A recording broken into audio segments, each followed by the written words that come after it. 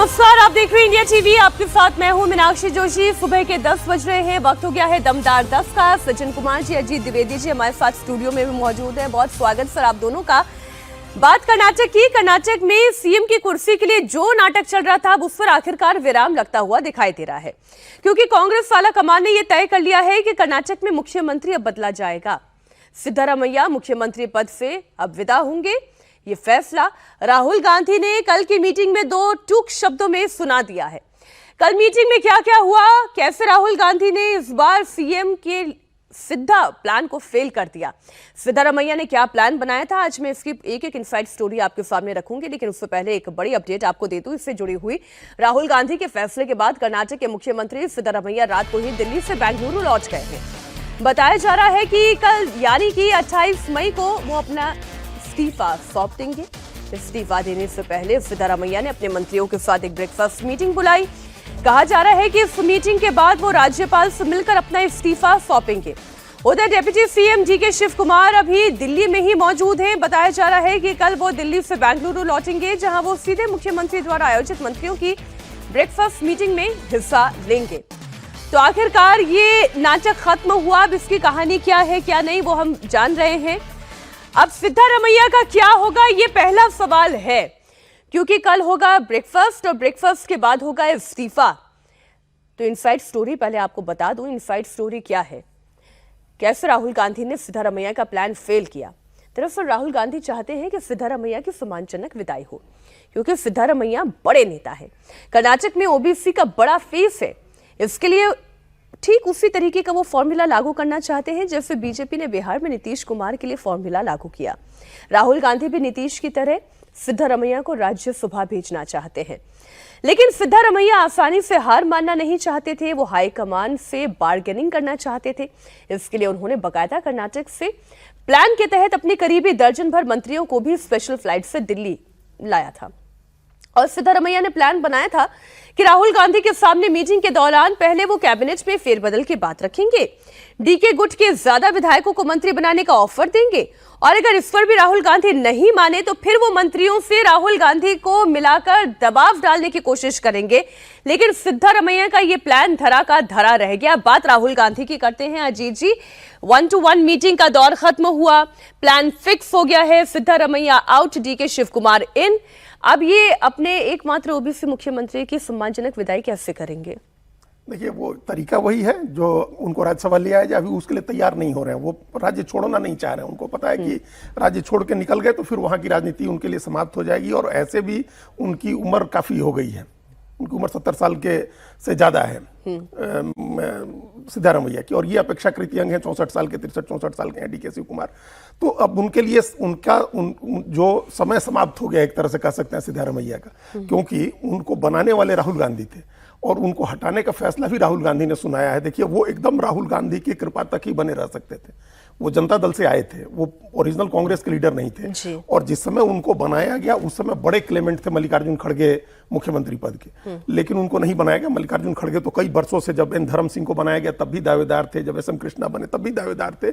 इस बात तो बहुत ही मजबूत दावेदार थे, नहीं बनाया गया था। राहुल गांधी ने अपनी मर्जी से हैंड पिक किया था सिद्धारमैया को। अब अगर राहुल गांधी ने कहा कि सिद्धारमैया हटेंगे तो उनको हटना होगा। और जो हम लोग कल बात कर रहे थे यहाँ कि वो एकदम पॉलिटिकल डिसीजन है ये, और ये बहुत बहुत जरूरी पॉलिटिकल डिसीजन था, क्योंकि अगर डीके शिव कुमार सीएम नहीं बनेंगे तो वोकाली का वोट वापस चला जाएगा जेडीएस के साथ, जो बीजेपी के साथ है। अगर वो वोकाली का वोट अपने साथ जोड़ के रखते हैं डीके शिव कुमार, तो तब भी इसमें संभावना है कि पिछड़ा, दलित और मुस्लिम का जो अहिंदा वोट का समीकरण जिसको रिप्रेजेंट करते हैं सिद्धारमैया, वो कांग्रेस के साथ रहेगा, वो बीजेपी के साथ नहीं जाएगा मोटे तौर पर। तो ये एक पॉलिटिकल डिसीजन है जो 2028 के चुनाव को ध्यान में रख के मैं इसमें राहुल गांधी के अब पावर गेम की बात करूंगी, क्योंकि पहली बार ऐसा लग रहा है कि हाई कमांड जो है अब एक्चुअली कमांड करते हुए दिखाई दे रहा है। पहला तो इसी केस में आप देखें कि राहुल गांधी ने पूछा नहीं है, उन्होंने सीधा ऑर्डर सुना दिया है कि सिद्धारमैया आप जाएंगे, डीके शिव कुमार इन होंगे।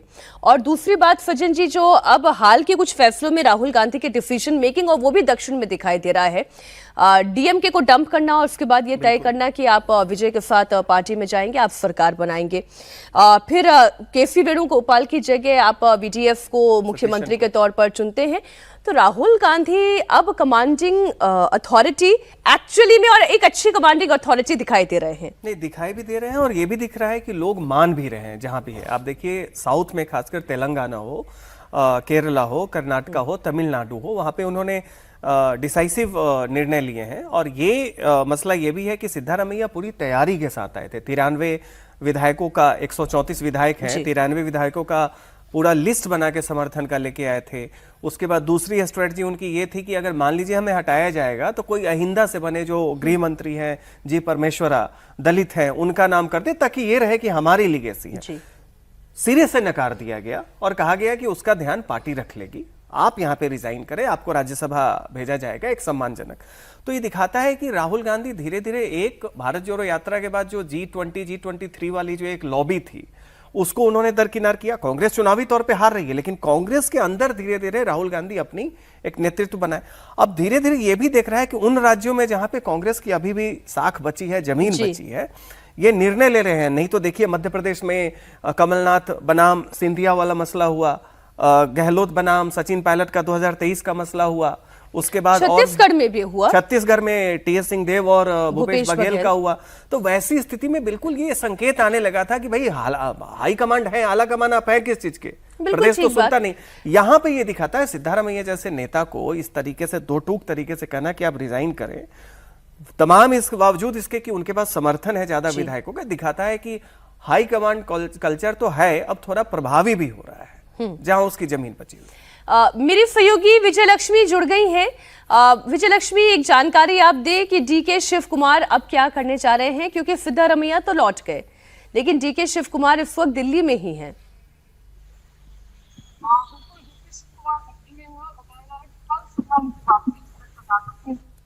आपकी आवाज ठीक तरीके से नहीं आ पा रही है विजय लक्ष्मी, हम फिर दोबारा कोशिश करेंगे। तो कैबिनेट के साथ सिद्धारमैया का ये ब्रेकफास्ट प्लान है और उसके बाद फिर रेजिग्नेशन का प्लान है। तो ये तो खबर हो गई कर्नाटक की। आइए अगली खबर की बात करते हैं। अगली खबर पश्चिम बंगाल की है। पश्चिम बंगाल में हाथ से सत्ता जाने के साथ साथ अभिषेक बैनर्जी समेत तमाम टीएमसी नेताओं की उल्टी गिनती शुरू हो गई है। टीएमसी दफ्तरों पर बुलडोजर गरज रहे हैं और अब तो बात ममता बनर्जी की पार्टी टीएमसी के अस्तित्व पर आ गई है। बड़ी खबर है, ममता बनर्जी के साथ बड़ा खेला हो सकता है। चुनाव में करारी हार के बाद टीएमसी में भगदड़ शुरू हो चुकी है। टीएमसी के करीब 20 सांसद और 50 विधायक पार्टी से बगावत करके बीजेपी में शामिल हो सकते हैं।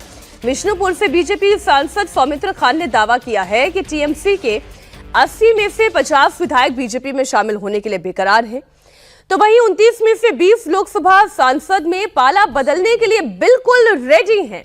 अब फैसला केंद्रीय आला कमान के हाथ में है। दिल्ली से ऑर्डर आते ही टीएमसी में टूट फूट हो जाएगी, बिखर जाएगी। उनके सांसद और विधायक बीजेपी में शामिल हो जाएंगे। सुनिए टीएमसी को लेकर बीजेपी सांसद सौमित्र खान ने क्या दावा किया।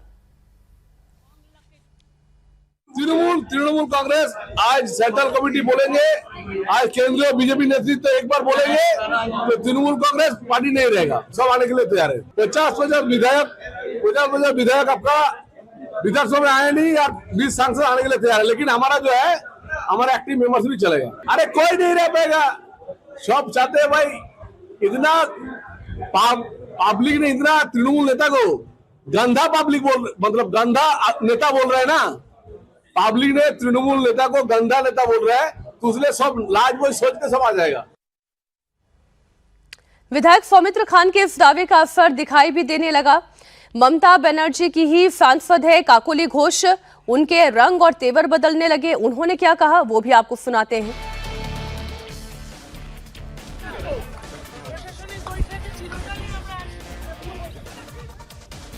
तो 6 विधायकों के साथ मीटिंग में पहुंची सांसद काकोली घोष। मुझे लगा इनका बयान भी होगा। अब मैं सीधा खबर पे ही आ जाती हूं।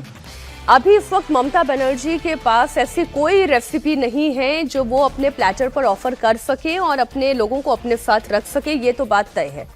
तो ममता बनर्जी के पास इस बगावत से निपटने के लिए ऑप्शन क्या है? देखिए अब उनके पास कोई ऑप्शन नहीं है। एक तो पहली बात ये समझिए कि जब आप कहीं की ईंट कहीं का रोड़ा जोड़ करके बनाते हैं, उसमें कांग्रेस से आ गए, कहीं कुली लेफ्ट से आ गया, कहीं कहीं और से आ गया, आपने जोड़ करके एक पार्टी बनाई, तो वो आपके साथ सत्ता के लालच में जुड़ते हैं।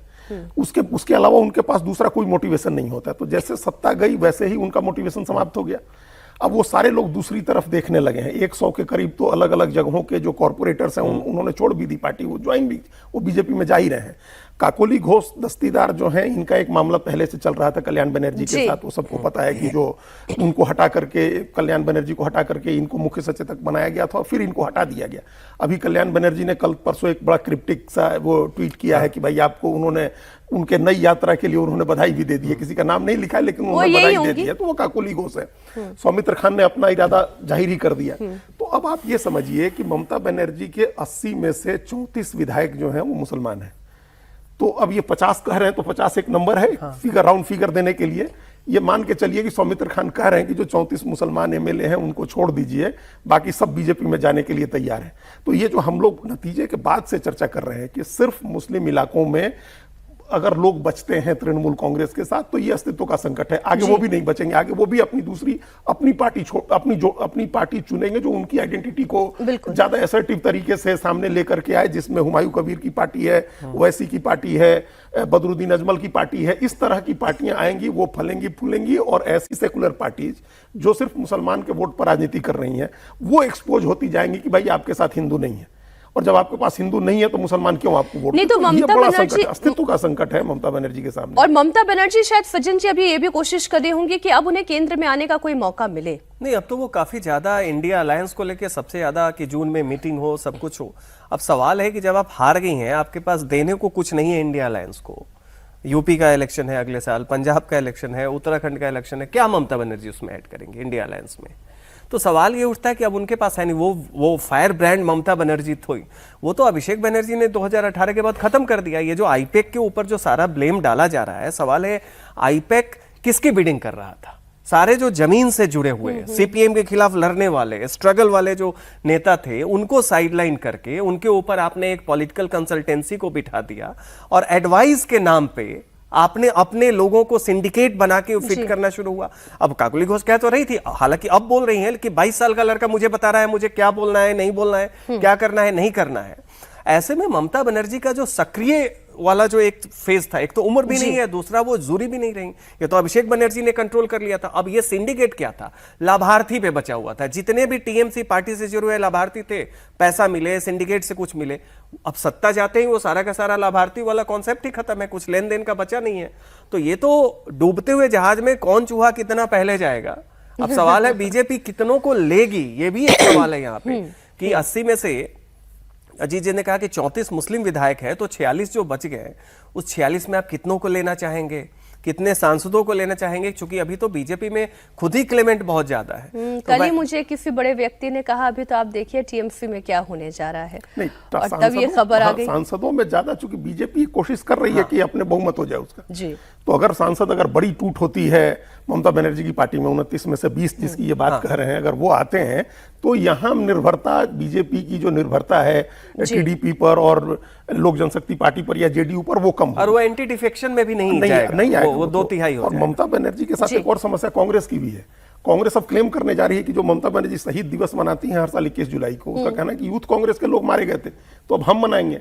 ममता बनर्जी के दफ्तर पर वो अपना झंडा लगा रहे हैं कि ये तो हमारा दफ्तर था। मैं ये कह रही हूँ कि अब पता नहीं कितनी टूट फूट होगी, बीजेपी कितनों को अपने साथ शामिल करेगी। लेकिन जो अभी आपने लाभार्थी वाली बात कही ना, अब असली लाभार्थी जनता होने जा रही है। खबर आपको दे दूं, शुभेंदु अधिकारी ने अपना जो वादा किया था वो वादा उन्होंने निभाया है, और उन्होंने महिलाओं को 3,000 रुपए का वादा किया था, वो ये पूरा करने जा रहे हैं। और 5 रुपए में मछली चावल की योजना, इसका भी उन्होंने ऐलान कर दिया है। तो अगली खबर की हम बात कर रहे हैं, जो 5 रुपए के मछली चावल की हम बात कर रहे हैं। हालांकि पहले भी 5 रुपए में अंडा चावल ये योजना जो है चलती थी। आज सीएम शुभेंदु खुद फॉर्म भरने की शुरुआत करने जा रहे हैं। जनता से किए गए अपने वादों को वो पूरा करने जा रहे हैं, और इन वादों में सबसे बड़ा वादा है अन्नपूर्णा योजना का। महिलाओं को हर महीने 3,000 रुपए देना। आज सीएम शुभेंदु अधिकारी और मंत्री अग्निमित्रा पॉल इसे ऑफिशियली लॉन्च करेंगे। पश्चिम बंगाल सरकार 1 जून से महिलाओं को हर महीने 3,000 रुपए की आर्थिक मदद देगी, और इसके लिए आज से फॉर्म भरने की प्रक्रिया शुरू हो जाएगी। ऑनलाइन और ऑफलाइन दोनों ही फॉर्म भरे जा सकते हैं। आधार से लिंक बैंक अकाउंट में ये रकम सीधे ट्रांसफर होगी। 1 जून से पश्चिम बंगाल में महिलाओं के लिए सरकारी बस का सफर भी मुफ्त हो जाएगा। तो तो बंगाल में आज से 400 विशेष कैंटीन में हफ्ते में 2 बार 5 रुपए में मछली चावल थाली में मिलेगी। बाकी सारी डिटेल आपकी स्क्रीन पर है, हम जल्दी से कर लेते हैं इसके ऊपर चर्चा। शनार बांग्ला का जो इरादा था अजीत जी, जिसमें सिक्योरिटी थी, ये तो देश की सुरक्षा की बात हो गई, और आर्थिक सुरक्षा की बात जहां तक आती है, महिलाओं को जिसका वादा किया वो अब पूरा होने जा रहा है। बिल्कुल, और इस बात की सबसे ज्यादा चर्चा चुनाव के मछली दौरान में कोई कांटा तो नहीं फंसेगा, बस कांटा ये होगा, जानना वो चाह रही हूँ। कांटा निकाल करके मछली खाने में लोग माहिर हैं बंगाल का। मछली खाना उनको नहीं सिखाया जा सकता है। वो कितनी भी कांटे वाली मछली होगी वो बड़े सहजता से खाते हैं लोग, तो उन्होंने कांटा अपना जो निकालना था निकाल दिया। ये सबसे ज्यादा चुनाव के समय चर्चा जिस बात की थी वो ये थी कि तृणमूल कांग्रेस के लोग कहते थे कि बीजेपी ने वादा किया था 2500 का, तो दिल्ली में कहां दे रही है, तो इसलिए हो सकता है कि बंगाल में भी नहीं दे। तो इसलिए ये पहली क्रेडिबिलिटी का मामला था, प्रधानमंत्री के वादे को पूरा करने का मामला था। तो लक्ष्मी भंडार योजना जो थी उसका नाम अन्नपूर्णा योजना किया गया और 1500 की जगह लक्ष्मी भंडार योजना के तहत तो फॉर्म भरने की जो अब जरूरत भी नहीं है। सारी चीजें हैं, वो सब ऑलरेडी अवेलेबल है। अब अन्नपूर्णा योजना के तहत 3000 उनको भी मिलेंगे, युवाओं को भी देखते हैं जल्दी ही शुरू होना चाहिए। और ये जो योजना है ना, ये जो खाना खिलाने वाली, ये बंगाल के कल्चर में बड़ा सूट करेगा। वहां लोग अभी भी बहुत सस्ता खाना हर जगह मिल जाता है और ये वहां की एक बड़ी क्वालिटी। वैसे अम्मा कैंटीन हो तमिलनाडु का या शिव बड़ा पाव हो महाराष्ट्र का, ये पार्टियां करती रही हैं। दिल्ली में भी वो ऐसी थाली लॉन्च की गई थी। तो ये डायरेक्टली जो रोजाना दिहाड़ी पर काम करने वाले लोग हैं, जो कुली हैं, मजदूर हैं, रिक्शा चलाने वाले हैं, जो इस तबके के लिए एक पोषण वाला खाना मिलेगा। हाँ, पोषण वाला खाना मिलेगा। ये भी है कि जो ये एक तबका जो बीजेपी के पास आया, अब पता नहीं कि उनके सही में उनको डर था कि कहीं शाकाहारी खाने को प्रमोट तो नहीं किया जाएगा। इस तरह का मतलब बहुत छोटा तबका है। ये 5 रुपए में मछली चावल बिल्कुल जो भी रहा, मतलब बचा कुचा गुंजाइश था उसको खत्म कर देगा कि आपके खाने को लेके, आपके संस्कृति को लेके बीजेपी कहीं भी कुछ अलग नहीं करने जा रही है। वो जो भारतीय जनता पार्टी है बंगाल में माछेर झोल और भात, और वो बंगाली जनता पार्टी भी है वहां पे बंगाल में, आपको जो खाना है खाइए। तो ये भी बहुत बड़ा एक सांस्कृतिक इसमें भी पहलू। इधर बांग्लादेशी घुसपैठियों के खिलाफ भी शुभेंदु सरकार फुल एक्शन में है। सीएम शुभेंदु ने घुसपैठियों को डिटेक्ट और डिलीट करने के बाद रिपोर्ट करना शुरू किया है। बांग्लादेश बॉर्डर पर घुसपैठियों की लाइनें लगी हुई हैं, जो बांग्लादेशी कई साल पहले अवैध तरीके से बंगाल में घुसे, हमारे देश में बसे, अब वो जल्द से जल्द भागने की फिराक में है। बंगाल में सरकार बदली और बांग्लादेशी घुसपैठिए खुद अपना सामान समेट कर बॉर्डर पर पहुंच रहे हैं। बड़ी बात यह है कि शुभेंदु अधिकारी ने पुलिस को निर्देश दिया है कि बांग्लादेश बॉर्डर पर पहुंचे घुसपैठियों को जेल ना भेजे, होल्डिंग सेंटर्स में ना पहुंचाए। शुभेंदु अधिकारी ने कहा है कि घुसपैठियों को बीएसएफ के हवाले किया जाएगा। बीएसएफ उन्हें बांग्लादेश अथॉरिटीज को सौंपेगी, क्योंकि सरकार कानूनी पछड़े में पड़कर घुसपैठियों को लंबे वक्त तक मांस भात खिलाने के मूड में नहीं है। ये एग्जिस्टिंग फॉरेनर्स एक्ट है, कोई नया कानून नहीं है, और ये लोग चला जाना चाहिए। और उनका बांग्लादेशी जो नागरिक है उनका लेने का जिम्मेदार तो है उनका। तो जब हम लोग यहाँ से बोल रहा था तो अब वहाँ से उनका जो स्पोक्स पर्सन है, मैं देखा था, जो उन्होंने बताया जो बांग्लादेशी है वो तो हम लोग ले लेगा। तो ये सब बांग्लादेशी है, इसको ले लेना चाहिए। लेकिन ये लोग को, पुलिस को हम लोग बता दिया जेल में भेजने का जरूरत नहीं है। देश के रुपया में खाना खाएगा, कपड़ा देगा, मेडिसिन देगा। एक दामाद है ये लोग। जल्दी जल्दी भागो, जल्दी जल्दी भागो, नहीं तो जो करना है सरकार करेगा। तो पहली बात ही ये तय है सज्जन जी कि सरकार किसी कानूनी पछड़े में नहीं पड़ना चाहती, इसलिए वो ये कह रही है कि जो भाग रहा है उसे भागने दो, बीएसएफ के हवाले करो, वो खुद अथॉरिटीज को आगे सुपुर्द कर देगी। हाँ, देखिए वो जटिल प्रक्रिया में क्यों पड़े। अगर आप इस तरीके से एक माहौल बने जिसमें वो खुद से जाने लगे, और जो तस्वीरें आ रही हैं यहाँ भी दिखाया गया कि लोग बॉर्डर पे वेट कर रहे हैं जाने के लिए, निश्चित तौर पे। और देखिए अभी ये मसला जो है डेमोग्राफी का, इसको लेके भारत सरकार ने भी हाई पावर कमेटी बनाई है डेमोग्राफी को लेके। उसमें रिटायर्ड जज हैं, शमिका रवि जैसे लोग हैं। अब यहाँ पे ये मसला बांग्लादेश का क्या है कि हमने देखा कि असम का क्या हाल हुआ, त्रिपुरा का क्या हाल हुआ, मेघालय का हाल जाके देखिए, बिहार के सीमांचल इलाके में जाके देखिए, और सबसे ज्यादा संथाल परगना आप झारखंड में जाके देखिए, खासकर आदिवासी इलाकों में। इन सब जगह पे जो ये घुसपैठिए आ रहे हैं, जमीन पे आपका कब्जा हो रहा है, आपकी संस्कृति धीरे धीरे बदल रही है, जो आपको सोशल बेनिफिट मिल रहे हैं उसमें जो यहाँ की पॉपुलेशन है उसको खामियाजा झेलना पड़ रहा है, राष्ट्रीय सुरक्षा का मामला है। तो ये केवल इसका नहीं है कि जनसंख्या के हिसाब से कौन कितना है, ये बहुत बड़ा मसला ऐसा है कि इसको आप नहीं टैकल करेंगे तो उसमें ये जो एक्शन प्लान है, हालांकि हर किसी को बांग्लादेश को तो नहीं आप सौंप सकते हैं, क्योंकि वहां पे वो सबूत मांगेगी कि भाई हमारे हैं, आप दिखाइए इसको। लेकिन निश्चित तौर पे ये है कि अगर आप इस तरह का माहौल बनाएं कि जितने मान लीजिए 1000, 10,000, 20,000 जो लोग भी चले जाएं जी, तो वो बंगाल के लिए एक शुरुआत है, ये एक प्रेशर का काम करेगा और बाद में जो बचेंगे उनको आप धीरे धीरे उस पर कुछ सोच सकते हैं। हमारे संवाददाता ने इस पर बकायदा एक रिपोर्ट तैयार की। सरकार के एक्शन के बाद बॉर्डर पर जुटे हुए घुसपैठियों से इंडिया टीवी संवाददाता ओंकार ने बात की। घुसपैठियों ने कहा कि तृणमूल कांग्रेस के जमाने में उन्हें दिक्कत नहीं थी, उन्हें रहने की जगह भी मिल जाती थी, काम धंधा मिल जाता था, लेकिन बीजेपी सरकार आते ही उनका जीना मुहाल हो गया। আমি 10-12 বছর আগে। 10 বছর আগে কি করতে, এখানে কোথায় থাকতে? সন্দেলিয়া। হ্যাঁ, সন্দেলিয়া। কি কাজ করতে এখানে? মাঠের কাজ, জোগাড়ি কাজ, এইসব করতাম। আচ্ছা, তো এখন ফেরত যাচ্ছ? হ্যাঁ। ডকুমেন্ট আছে কিছু? না, হ্যাঁ, বানানোর চেষ্টা করেছিলে? করেছিলাম, হয়নি। কোথা দিয়ে এসেছিলে? বাংলাদেশ থেকে এসেছিলাম। মানে কোন বর্ডার দিয়ে এসেছিলে? ও গোজাডাঙ্গা দিয়ে এসেছিলাম। গোজাডাঙ্গা দিয়ে?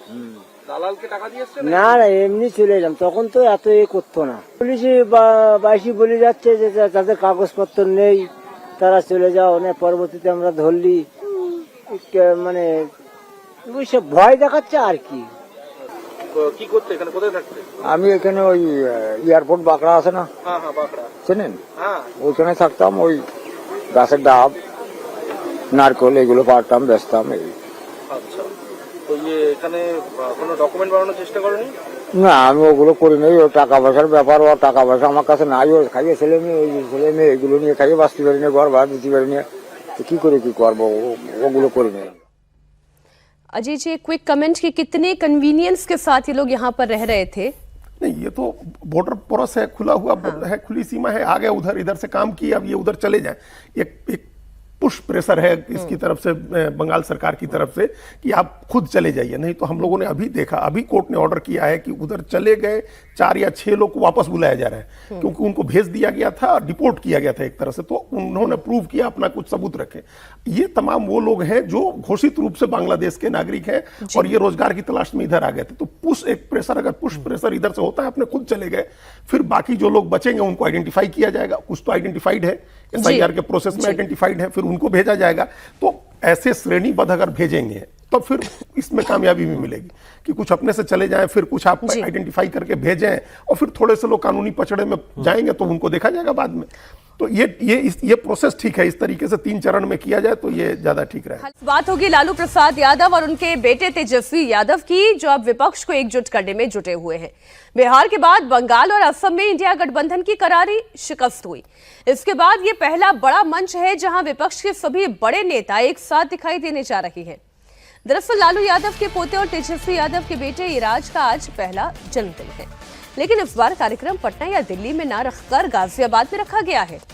गाजियाबाद में उनकी बेटी और दामाद का फार्म हाउस है। अगले साल उत्तर प्रदेश में चुनाव है, इसलिए इस बर्थडे को आप पॉलिटिक्स के लिहाज से भी देखें। बताया जा रहा है कि बर्थडे पार्टी के लिए ममता, राहुल, अखिलेश, केजरीवाल समेत कई नेताओं को आमंत्रण भेजा गया है। इस पार्टी के जरिए लालू महागठबंधन में तालमेल का मैसेज देना चाहते हैं। तेजस्वी यादव के बेटे इराज के पहले जन्मदिन में शामिल होने के लिए आरजेडी के सभी विधायक, सांसद दिल्ली आए हैं। हालांकि आरजेडी से शक्ति प्रदर्शन नहीं बल्कि एक पारिवारिक आयोजन कह रही है। आदरणीय लालू प्रसाद जी के जो प्रथम पोता है यानी पौत्र हैं, इराज का जन्मदिन है 27 को।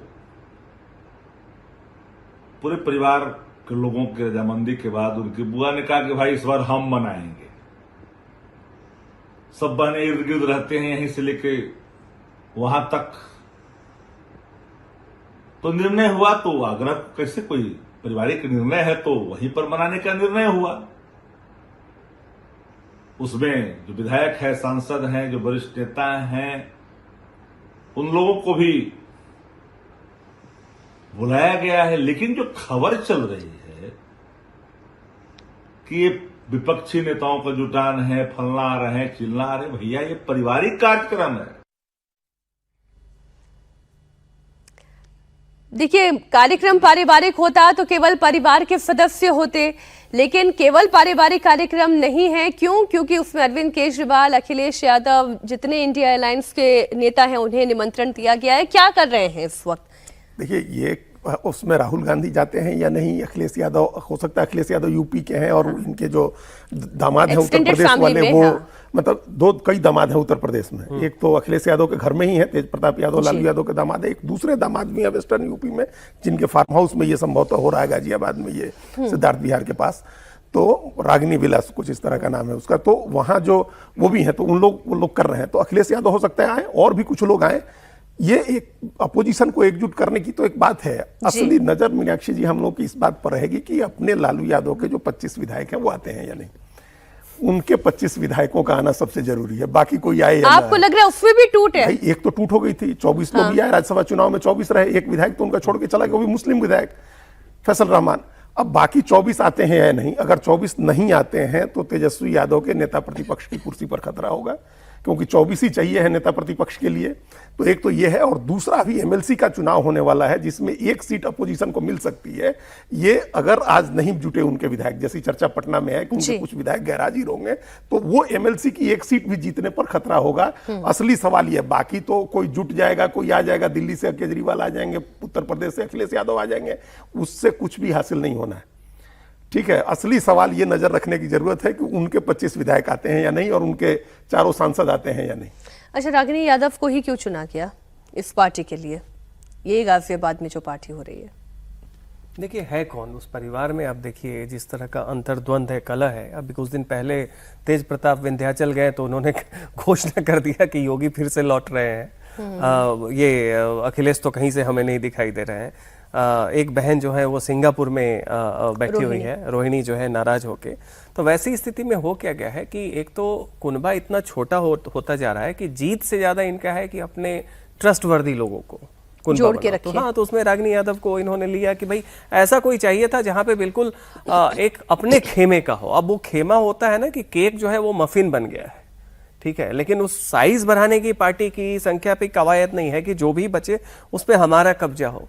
वैसी स्थिति में देखिए, दिल को खुश रखने को गाली भी ख्याल अच्छा वाला हाल है कि इसमें इंडिया अलायंस के लोग आएंगे भी, कौन उत्साह से आएगा? इस गाजियाबाद की पार्टी में आप जाके क्या ही हासिल कर लेंगे? जो केजरीवाल जाएं, अखिलेश जाएं, या तमाम इंडिया अलायंस और भी जाएं, उनके पास क्या टेक अवे क्या होगा? इसमें इसका आउटकम कुछ नहीं होने वाला है। ये तो जैसा वही कहा गया कि अभी कुल मिला के ये है कि बिहार में जो इनकी अपनी जो बची हुई 25 विधायक या 24 विधायक का कुनबा है, वो इसमें सिंबॉलिकली प्रेजेंट होता है नहीं है। उसके अलावा ना तो किसी के पास कोई इंसेंटिव है जी, ना तो इनके पास कुछ देने के लिए है किसी के लिए।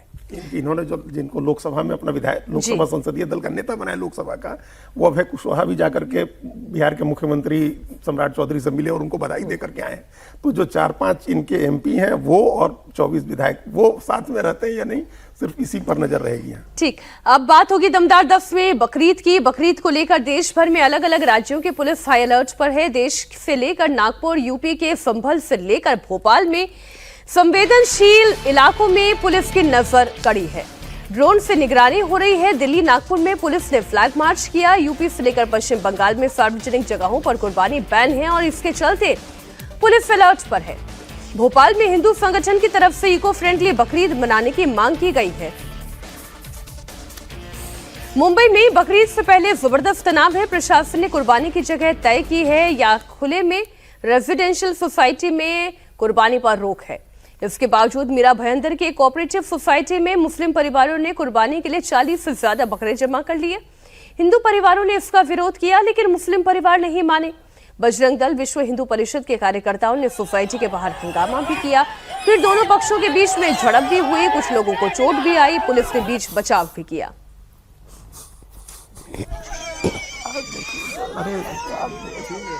अब आपको हैरानी होगी, बात बकरी की हो रही थी, ये बकरे की हो रही थी, सुअर कहां से आ गया? तो ये जो दूसरा पक्ष था, यानी कि जो हिंदू पक्ष था, वो इस जानवर को लेकर आ गए। हालात को संभालने में पुलिस के अच्छे खासे पसीने निकल गए। सुअर को हटाया गया किसी तरीके से, वो तस्वीर ही आप देख रहे हैं।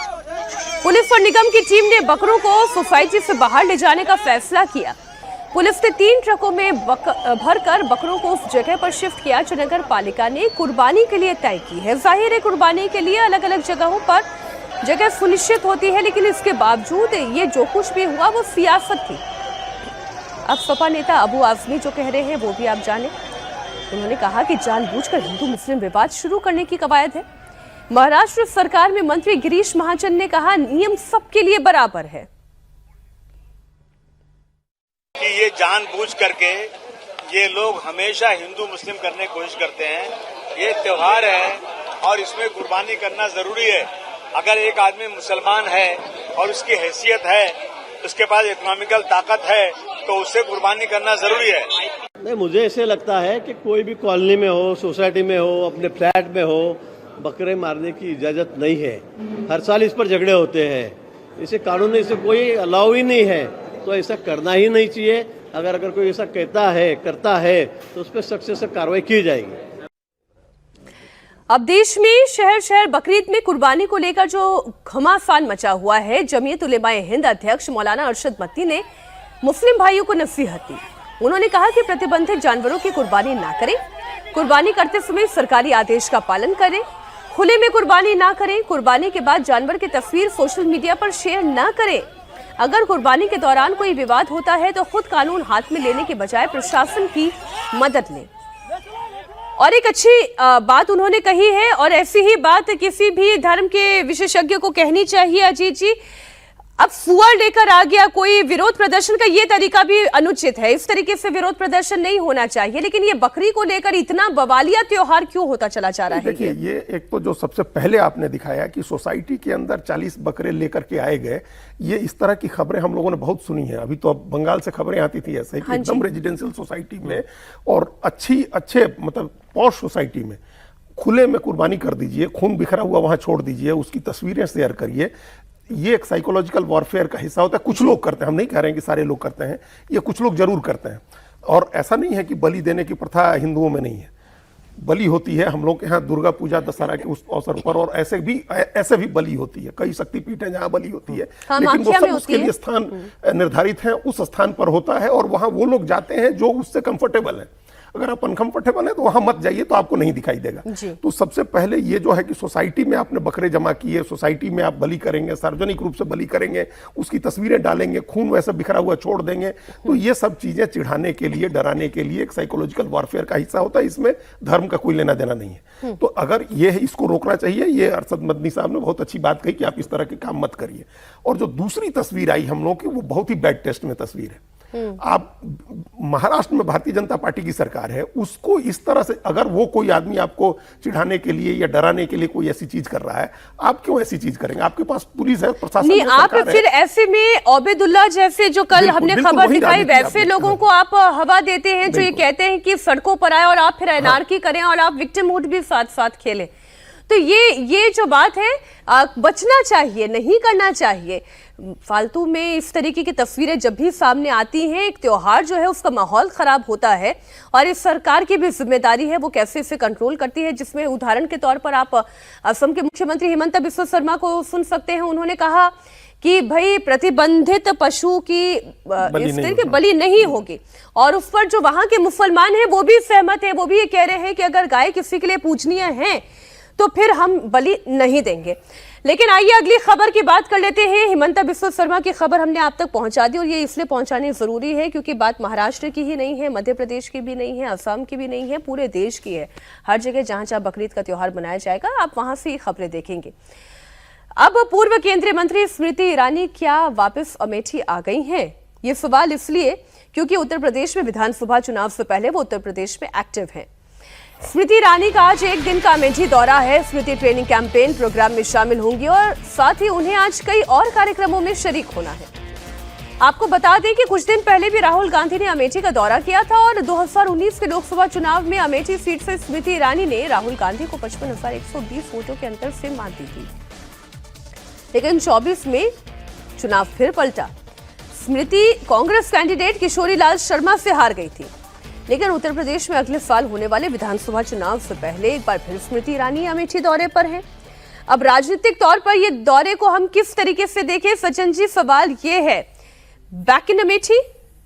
देखिए, वो 2024 में लगभग 1,70,000 के मार्जिन से किशोरीलाल शर्मा से हारी थी, लेकिन अभी जो ग्राउंड से जो रिपोर्ट्स आ रही है उसमें लोग जो अमेठी के सांसद हैं बहुत खुश नहीं थे। अभी राहुल गांधी का जब वहां पे मीटिंग भी हुआ जिसमें उन्होंने प्रधानमंत्री और गृह मंत्री के लिए आपत्तिजनक शब्द का प्रयोग किया था, उस समय भी किशोरी लाल शर्मा को लेकर शिकायतें उनके पास भी आई थी और बोर्ड भी लग गए थे कि 2 साल में आपने क्या किया है। तो स्मृति ईरानी 2019 से 24 में ये आई कि इनके कुछ खास लोग वहां पे एक कोटरी बन गया था, उसके माध्यम से ये बिल्कुल इनएक्सेसिबल हो गई थी। तो वो गलती जो 14 से 19 में इन्होंने अपने आप को एक्सेसिबिलिटी हारने के बावजूद रखा, जीतने के बाद अब इनको ये दोबारा आया है। तो देखिए काम तो इन्होंने किए थे, लेकिन जनता में नेता में क्या होता है, आप काम कितना भी कर दीजिए, कोई बुलावा आए आप नहीं जाइए, कोई आपसे मिलना चाहता है आप नहीं मिल रही हैं, कोई फोन करे आप नहीं उठा रही हैं। तो जनता के लिए नेता काम के साथ साथ कितना एक्सेसिबल है कि हमारे एक फोन पे जवाब आता है, वो एक गलती उनसे हुई थी। लेकिन इन्होंने काम किए थे 19 से 24 में, काफी उसका हवाला भी है। तो अब शायद ये है कि स्मृति ईरानी फिर से वहां जा रही है, क्योंकि जनता को भी अपवाद, देखिए 2024 एक अपवाद था, 2024 कोई दिशा नहीं बदला है, वो एक अपवाद था कि बीजेपी बहुत ज्यादा ओवर कॉन्फिडेंस में थी, नेता बहुत सारा काम अपना आउटसोर्स कर दिए थे। वैसे में जो कार्यकर्ता है, कोर सपोर्टर है, उसने एक संकेत दिया, एक वार्निंग दिया और कोर्स करेक्शन हुआ है, उसका नतीजा भी अभी बंगाल के इलेक्शन तक दिखा है। स्मृति ईरानी भी उसी कवायद में है, 27 में यूपी का चुनाव है, बंगाल में इनकी भूमिका स्मृति ईरानी की रही है। फर्राटेदार बांग्ला में बोल के महिलाओं के बीच में जाके इन्होंने अपना दिखाया, और अमेठी में इनकी पब्लिक एक बार जब आपको पनिश कर देती है और आपने पास्ट में अच्छा काम किया है तो फिर आपको रिवॉर्ड भी करती है, बिल्कुल ठीक, याद रखिएगा। तो जब ये अमेठी जा रही हैं तो निश्चित तौर पे अब ये आएगा कि भाई इनको हमने जरूरत से ज्यादा पनिश कर दिया है, ठीक है, तो चलिए अब थोड़ा सा ये कर दे। तो वो एक कवायद शुरू हो गई है और 27 में निश्चित तौर पे देखिएगा इनकी अच्छी भूमिका है। कोई और कहानी भी है क्या इसके पीछे? नहीं, देखिए अभी उनके पुनर्वास की बातें चल रही हैं, अभी भी राज्यसभा के चुनाव हैं और नवंबर में तो रिवाइवल कैसे होगा? 29 में होगा या कुछ 27 में होगा? पहले हमको लगता है होना चाहिए है, क्योंकि एक तो अभी इसी साल नवंबर में उत्तर प्रदेश की 9 सीटों पर, राज्यसभा सीटों पर चुनाव है, अभी भी 24 सीटों का मामला आया है, कैंडिडेट तय करने हैं। इनकी पश्चिम बंगाल की जो भूमिका है उसका पुरस्कार इनको बीजेपी की तरफ से मिलना चाहिए। उसके बाद उत्तर प्रदेश की जनता उनको रिवार्ड दे देगी। अगर अभी उनको कहीं उनका पुनर्वास होता है, भारतीय जनता पार्टी कहीं एडजस्ट करती है, संगठन में जगह मिलती है। देखिए ये 2 चीजों पर ध्यान रखनी है हम लोग को, राज्यसभा चुनाव में उनको कहीं एडजस्ट किया जाता है या नहीं, और नितिन नवीन या फिर संगठन में, हाँ नितिन नवीन की टीम में, और फिर उनकी भूमिका बनेगी उत्तर प्रदेश के चुनाव में, और फिर आगे के लिए वो अभी उनका राजनीतिक करियर बहुत बचा हुआ है। आइए बात एफआईआर की कर ले। सुप्रीम कोर्ट एफआईआर की वैधता को चुनौती देने वाली याचिकाओं पर आज अपना फाइनल फैसला सुनाएगा। मुख्य न्यायाधीश सूर्यकांत, न्यायमूर्ति जॉय माल्या बागची की पीठ सभी याचिकाओं पर एक साथ फैसला देगी। अदालत ये तय करेगी कि क्या चुनाव आयोग के पास मौजूदा रूप में एफआईआर करने के लिए संविधान के अनुच्छेद 326 जनप्रतिनिधित्व अधिनियम 1950 और उसके तहत बनाए गए नियमों के तहत शक्तियां हैं या नहीं। कोर्ट ने इस मामले में 29 जनवरी को फैसला सुरक्षित रख लिया था। कोर्ट ने एफआईआर प्रक्रिया पर रोक नहीं लगाई थी और ये प्रक्रिया बिहार, केरल, तमिलनाडु, पुडुचेरी और पश्चिम बंगाल में पूरी हो चुकी है। यूपी, गुजरात और राजस्थान जैसे कई राज्यों में यह अभी भी जारी है और कई राज्यों में होना भी है। कई डिस्क्रिपेंसीज जो हैं वो पश्चिम बंगाल की भी लंबित हैं।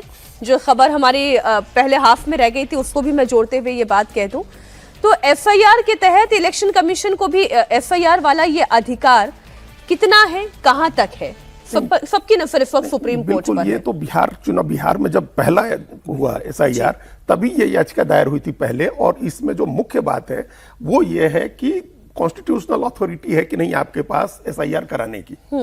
तो वो तो मान के चलिए कि कॉन्स्टिट्यूशनल अथॉरिटी है, जो संविधान में प्रोविजन है उस प्रोविजन के तहत चुनाव आयोग ने एसआईआर कराया था बिहार में। वो तो डिसीजन हम लोग अभी डिस्कस कर सकते हैं, वो डिसीजन है, उसमें संवैधानिक रूप से चुनाव आयोग को अधिकार है ये करने का।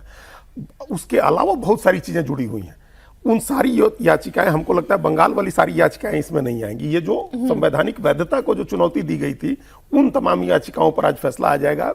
बंगाल की जो याचिकाएं हैं वो सब अलग अलग हैं, लॉजिकल डिस्क्रिपेंसीज को लेकर के कुछ है, कुछ और भी याचिकाएं हैं जो बाद में न्यायिक अधिकारियों को लगाया गया और उस तरह से उनका अपना बारी बारी से फैसला लेकिन सर अगर इलेक्शन कमीशन को ये अधिकार नहीं है तो फिर किससे अधिकार है? स्वतंत्र और निष्पक्ष चुनाव कराने का अधिकार चुनाव आयोग को कॉन्स्टिट्यूशन से मिला हुआ है और उस अधिकार को उस कॉन्स्टिट्यूशनल राइट के तहत उसको एक्सरसाइज किया अपने उस काम को चुनाव आयोग ने।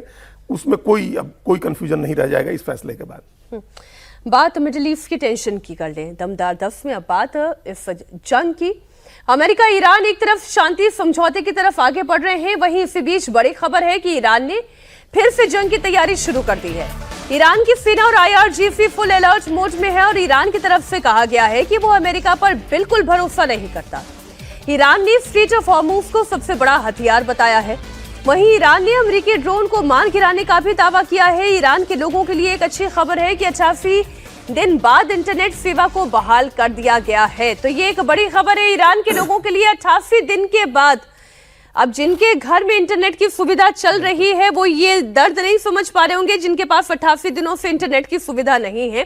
लेकिन हॉर्मुज को लेकर जो ईरान अमेरिका के लिए कह रहा है कि हमें उनके ऊपर रत्ती भर भरोसा नहीं है, ये इस जंग को किस मुहाने पर लेकर जाएगा? नहीं, देखिए अनिश्चितता और बढ़ेगी। कारण ये है कि एक तरफ आप शांति वार्ता के लिए पाकिस्तान और खाड़ी देशों को बैक डोर से आप लगाए हुए हैं, दूसरी तरफ आप क्या कर रहे हैं कि वहां पे आप बंदर अब्बास और हॉर्मुज के पास आप मिसाइल स्ट्राइक कर दे रहे हैं, ये कहते हुए कि ईरान उसको वेपनाइज करने की कोशिश कर रहा है। तीसरा देखिए, जो खाड़ी देश और पाकिस्तान, उनके पास एक सीमा, आप उससे कह रहे हैं कि आप अब्राहम अकॉर्ड में साइन करो, शामिल हो जाओ। उसका मतलब है कि पब्लिकली आप इजराइल को पहचान ले, लेजिटिमेसी दे दे। अब वो पाकिस्तान के लिए और खाड़ी देशों के लिए, मुस्लिम देशों के लिए बहुत ही बड़ा एक आइडियोलॉजिकल संकट है।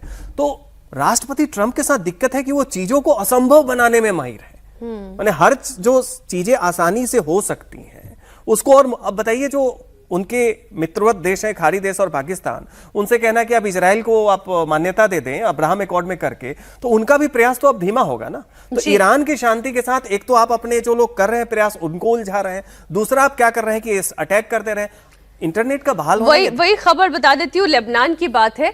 ईरान और अमेरिका शांति समझौते की तरफ आगे बढ़ रहे हैं, वहीं दूसरी तरफ इजराइल के लेबनान पर ताबड़तोड़ हमले जारी हैं। इजराइल की फोर्स लेबनान में हिजबुल्लाह के ठिकानों को टारगेट कर रही है। हिजबुल्लाह के कमांड सेंटर से लेकर हथियारों के गोदाम को निशाना बनाया जा रहा है। पिछले 24 घंटे में इजराइल की तरफ से लेबनान में 180 से ज्यादा स्ट्राइक की गई, जिसमें 30 से ज्यादा लोगों की जान जाने की खबर है।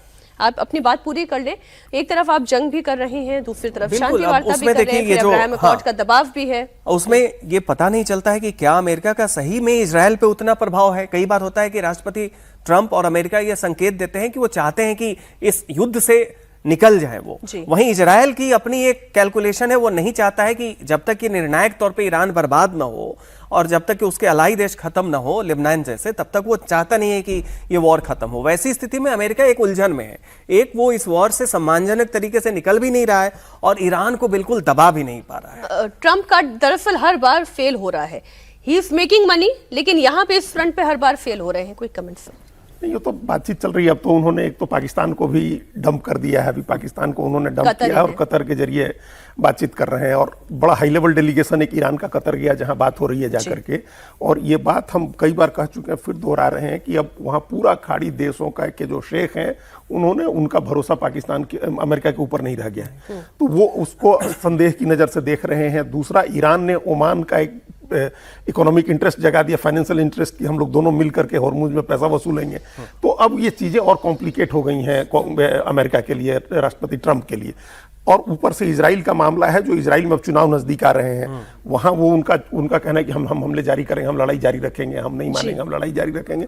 तो ये कई तरह से उलझन है, लेकिन हमको लगता है कि इस उलझन के बीच में ये सब एबरेशन की तरह चीजें हैं और मामला शांति की तरफ चला जाएगा, की तरफ चीजें बढ़ रही हैं। हम भी यही उम्मीद करते हैं और इसी उम्मीद के साथ दमदार 10 में आज की चर्चा में बस इतना ही। अजीत जी आपका भी, सज्जन जी आपका भी बहुत शुक्रिया हमारे साथ जुड़ने के लिए।